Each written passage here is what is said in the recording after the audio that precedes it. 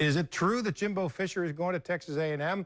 Tonight, John Thrasher, the president of FSU, said that if there is a deal in place, he doesn't know anything about it. But at our sister station, Channel 2 in Houston, their sports director, Randy McIlvoy, says that his sources say that Jimbo is about to sign a deal that pays him $7.5 million a year, gives his assistants big raises, and pretty much guarantees he'll get anything he needs there in order to try to win in the SEC.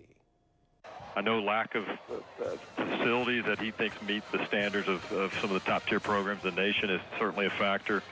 And I think financial compensation for assistant coaches has lacked over the years compared to some of the prominent programs in the country. And he may have seen enough, and maybe it's too late for Florida State, or maybe they can come up last second and try to persuade him to change his mind.